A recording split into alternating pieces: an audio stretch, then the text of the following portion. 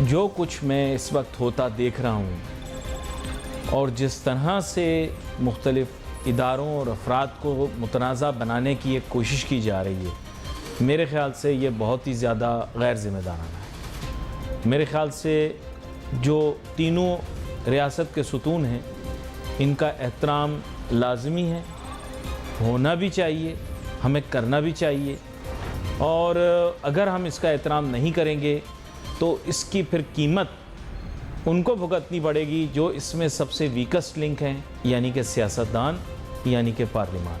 میں بڑی وضاحت کے ساتھ بتاؤں، کیونکہ ریاستی ستونوں میں سب سے جو کمزور میرے نزدیک ہے وہ پارلیمان ہے۔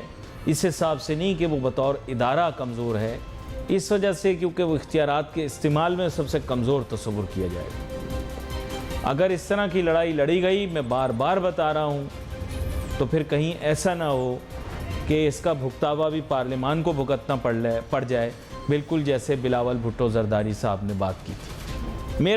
میرا سمجھانا صرف آپ کو بنتا ہے، آگے ہمارے سیاستدان، ہمارے پارلیمان کے ممبران اگر اس چیز سے واقف نہ ہوں اور متنازع بناتے بناتے کہیں ایسے نہ ہو کہ دوسرے اداروں کو متنازع بنانے کے چکر میں خود اتنے متنازع ہو جائیں کہ پھر مشکلات ان کے لیے پیدا ہو جائیں، جگہ تنگ ہو جائے۔ میرا ایسا خیال ہے کہ حالات واقعات کو ڈائیلاگ کے ذریعے ریزالو کریں۔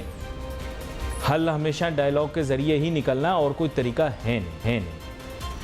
یہی سیاستدانوں کو بھی سمجھاتے رہے کہ آپس میں مت لڑیں، معاملات پھر ڈائیلاگ پہ آئیں گے، ڈائیلاگ ناکام ہوں گے تو ملک کے حالات تو خراب ہوں گے ہی ہوں گے۔ IMF کا لون نہیں ملے گا، میں بتا رہا ہوں آپ کو، اس وجہ سے نہیں کیونکہ آپ شرائط کی باتیں کر رہے ہیں، شرائط آپ بول رہے ہیں روز نئی کوئی شرائط نہیں ہے۔ بیسیکلی انہوں نے شرائط پیش کی تھی، آپ کو لگا 100 شرائط ہیں، اس میں سے 2 مان لیں گے، یہ بھی مان جائیں گے، وہ دور چلا گیا۔ جب 100 شرائط رکھتے تھے ہم 2 بھی مان لیتے تھے تو مان جاتے تھے۔ اب ہم نے اپنی دنیا کے اندر اپنی ساکھ اتنی بگاڑ لی ہے کہ اب کوئی بھی ہمارے ساتھ کاروبار کرنے یا ہمیں قرضہ دینے سے پہلے 100 دفعہ سوچتا ہے۔ یہ کیوں ہے؟ پور اکنامک ڈپلومیسی، اور پور اکنامک ڈپلومیسی خالی PMLN کا یا PDM حکومت کا قصور نہیں ہے، اس میں PTI کی بھی بہت زیادہ انوالومنٹ ہے۔ انہوں نے بھی بہت بیڑا غرق کیا انٹرنیشنل پولیٹیکل اکانومی میں پاکستان کا۔ PDM کوشش کر رہی ہے، ان سے سنبھل نہیں پائے گا کیونکہ حالات ویسے ہیں نہیں۔ سب سے بہترین اس میں جو کھیل کھیلا تھا وہ مشرف نے کھیلا تھا، اب تو دنیا میں رہے نہیں، اور جو دنیا میں نہ رہے پھر میں اس کے متعلق زیادہ بات کرتا نہیں۔ رہی مفاہمت اور مفاہمت کی بادشاہی کی، تو یہ کیسی مفاہمت کی بادشاہی ہے جس کی وجہ سے اتنا سخت وقت دیکھنا پڑ گیا زرداری صاحب کو۔ یہ خالی تعریف برائے تعریف کرنا چاہ رہے ہیں میڈیا والے، تو تعریف کر لیں کہ مفاہمت کی بادشاہت، اس مفاہمت کی بادشاہت کے نتیجے میں جس طرح کا سخت وقت دیکھنا پڑا زرداری صاحب کو، میرے خیال سے وہ کوئی بھی سیاستدان دیکھنے کے لیے آگے تیار نہیں ہوگا۔ ایسے تعلقات رکھیں اور اس طرح سے انتقام یا بدلہ لینے کی کوشش کریں کہ معاملات اسی نہج پر، اس نہج پہ نہ پہنچیں جہاں دوسرا شخص آپ سے انتقام لے تو آپ پھنس جائیں۔ اور آپ کو پتہ ہوگا، یہ بھی مشہور بات ہے کہ جمہوریت بہترین انتقام ہے۔ میں نہیں کہہ رہا، یہ سب سیاستدانوں کی ہی کہی ہوئی باتیں، آپ ہی لوگوں کو سمجھا رہا ہوں۔ ووٹ کو عزت دو، یہ بھی سیاستدانوں کی ہی کہی ہوئی باتیں ہیں، لیکن یہ ان چیزوں کو اب سمجھنا یہ دور اندیشی میں ہی ہوگا۔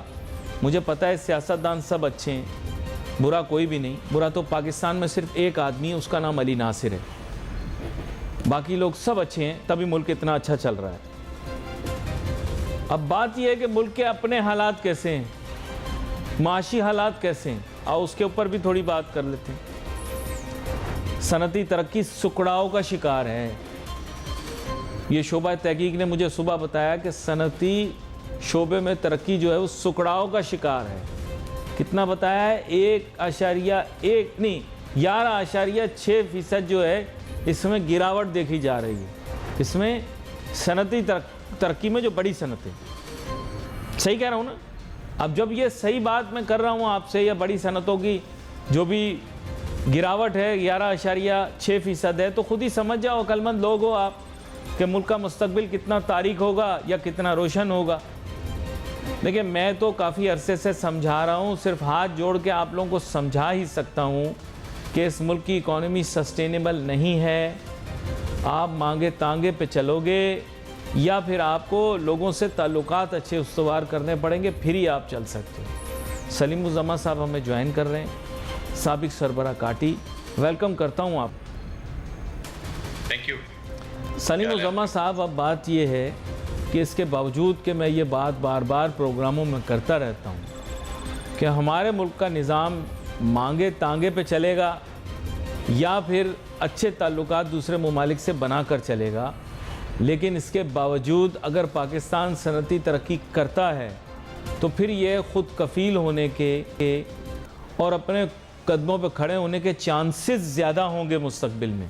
वैसे ये मुस्तकबिल करते करते भी 12-15 साल गुजर गए, अब तो मुस्तकबिल भी पता नहीं कब आएगा। मुस्तकबिल बार बार हाल बनता चला गया।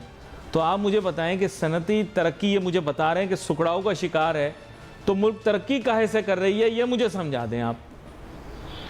बिस्मिल्लाहिर्रहमानिर्रहीम।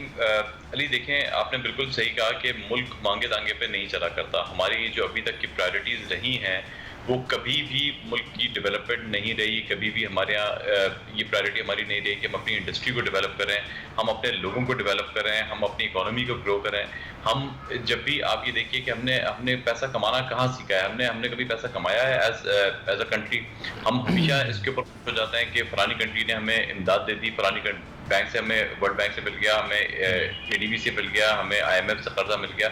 इस तरह मुल्क नहीं चला करते। अगर आपको मुल्क चलाने हैं, अगर आपको एक खुददार कौम बनना है, तो आपको अपने लोगों को डेवलप करना पड़ेगा, आपको अपनी इकोनॉमी को डेवलप करना पड़ेगा, आपको तमाम तर सियासी मामलात को बालादार रख के आपको अपनी इकोनॉमी को बालादार रखना पड़ेगा और अपनी इकोनॉमी के ऊपर आपको फोकस करना पड़ेगा कि जी हमारा प्रायोरिटी, हमारे ऑब्जेक्टिव हमारी इकोनॉमी है। हमारी इकोनॉमी होगी तो दुनिया में हमारी कोई से हो सकती है, हमारी कोई बात मान सकता है। आज आप बात कर रहे हैं कि इकोनॉमी हमारी सुगड़ी है, आज हमारी इकोनॉमी सुगड़ नहीं रही, आज हमारी इकोनॉमी सुगड़ के बिल्कुल अब खत्म होती जा रही है। अब हमारी इकोनॉमी में अब मजीद कोई किसी किस्म की कोई गुंजाइश नहीं बची है। आप ये देखिए कि इस वक्त आपके पास जो बिजली है वो दुनिया की, इस पूरे रीजन की महंगी तरीन बिजली है। आपकी महंगी तरीन बिजली क्यों है? क्योंकि आपने IPPs के साथ गलत। आवाज़ एकदम आते आते रुक गई, मेरे ख्याल राब्ता मुनक़ता हुआ, दोबारा से राब्ता जोड़ लेते हैं। तब तक कि उनकी बातों को दोहराए भी देता हूँ, बड़ी अहम बात है। उन्होंने भी यही कहा कि रियासत जो है वो बिल्कुल जो है वो मांगे तांगे पे नहीं चल सकती। मैं तो इस पर कायम हूँ, लेकिन हम अभी मौजूदा तौर पे तो मांगे तांगे पे ही चल रहे हैं और हमें लग रहा है कि मांग तांग के ही सिलसिला आगे और इसको तवालत मिलेगी। ये ऐसे चलेगा नहीं।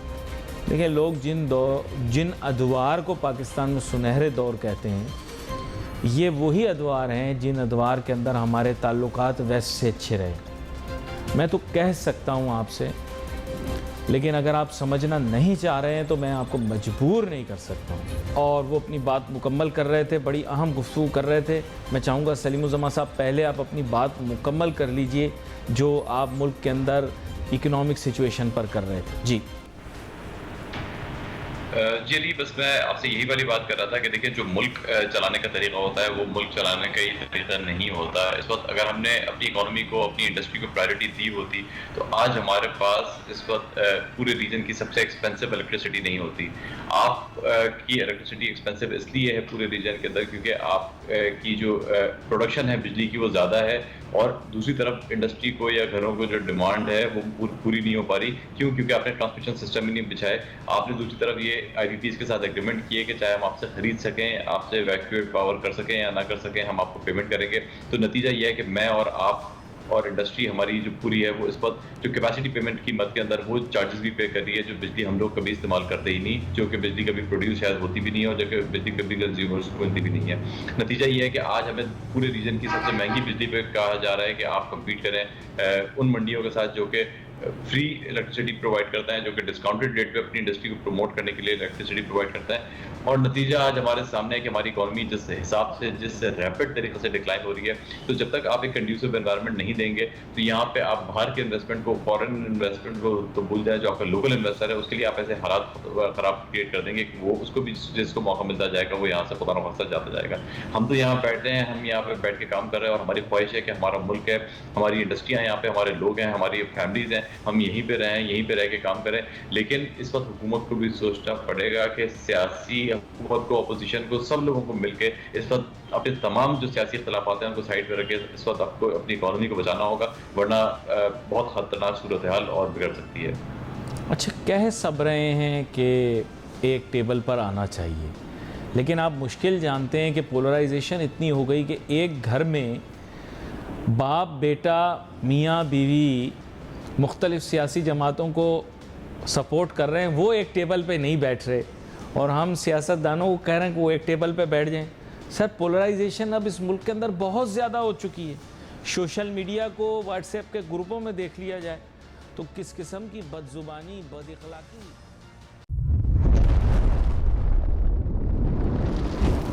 एकलव्य न्यूज इंडिया, अंतर्राष्ट्रीय खबरों का मंच।